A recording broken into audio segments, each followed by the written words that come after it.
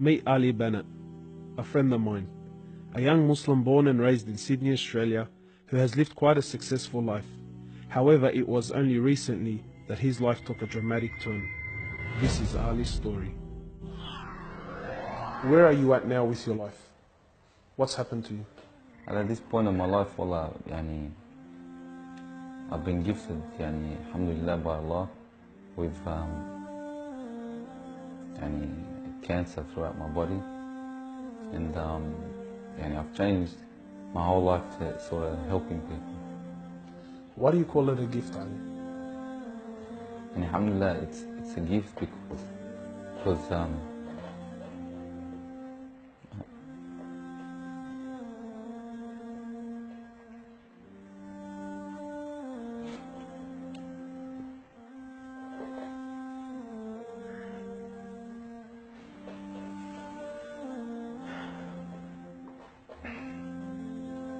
it's a gift because Allah's given me a chance to change. What has having cancer, what has it opened your eyes to? SubhanAllah, everything in life, even the smallest gift, like breathing fresh air.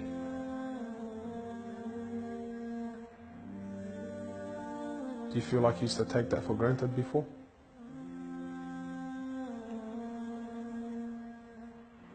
How long have you had cancer? 4 months now. Ali was diagnosed with stage 4 cancer and given only 7 months to live. Upon finding the news, he immediately sold his successful business and was forced to reconsider the lavish lifestyle he was accustomed to. Everything was to change. Ali, what was your reaction when you came to know you had cancer? I got rid of my cars, I got rid of my watches, even my clothes. I took them with me overseas and I gave them to a lot of people up there.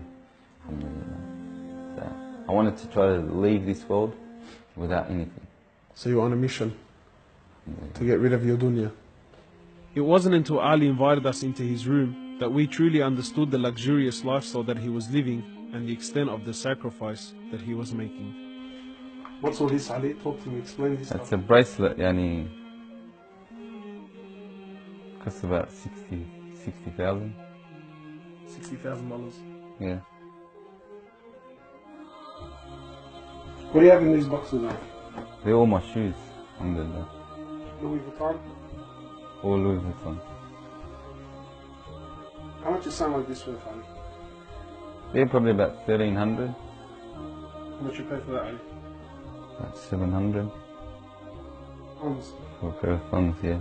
So what's happening with the sunglasses here, Ali? I just like collecting different sunglasses. Yeah? I've got rid of a lot of them. I gave them to a couple of brothers in Africa, alhamdulillah.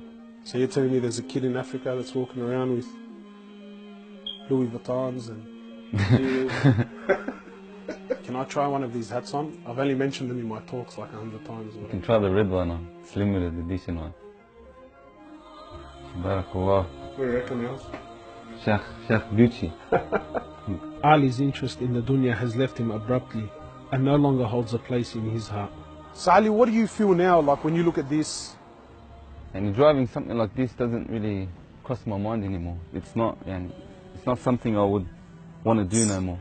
After someone tells you, or you find out that you're sick, or you haven't got much time in this life, wallah, this is the last thing you would want to chase. And this is how we should be living our life every day. Car like this, people would love to be in it, people would love to own, people would love to drive it. Wallah, they're going for the wrong goals. And you realize that when you get sick, when someone tells you you haven't got long to live, you realize all this stuff does not benefit us in any way. So what's the value of this in your heart now? This is worth one pair of thongs for a little African child with no thongs. Wallahi, it's worth more than me to see him smile with a pair of thongs than own one of these.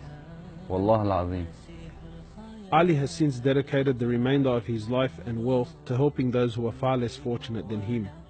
After an emotional journey to Africa, Ali has established a charity titled Muslims Around the World Project.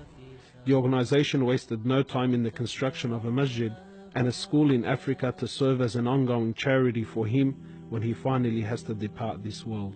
Well, it all started from when I went to the cemetery when a brother that has cancer passed away. And I was at the cemetery and I was just thinking to myself, you know, after you go, there's nothing. There's no one there for you. No mother, no father, no brother, no sister, except for your deeds. Even your money is not going to be there for you. So the only thing that's going to be there for you is a sadaqah. And that's the only thing that's going to help you gradually through your time in the grave till you get to the ultimate destination. As the reality of death further sinks in, Ali spends most of his personal time in preparing himself for his final meeting with his Creator, Allah. The Prophet of Allah says, sallallahu alaihi wasallam, more or less, he says, he who loves to meet Allah, Allah loves to meet him. And he who hates to meet Allah, Allah hates to meet him. Are you loving to meet Allah? Because of this cancer, I've been advised by one of the brothers to take a special drug to help me with pain and stuff. And subhanAllah, it's very strong. I took a bit too much and I came into a whole different world within not knowing where I was, and it was very hard for me. And subhanAllah, I actually seen things I've never seen before. And my family were there all standing around me, and I was pointing up and I was saying, Ya Allah, take me.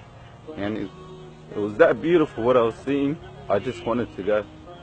And the next day, subhanAllah, I woke up and I was upset that Allah didn't take me.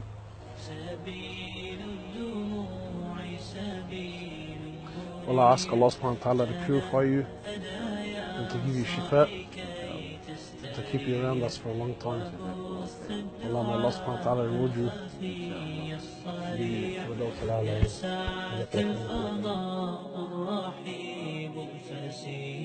سبيل الدموع سبيل مريح تنهدى يا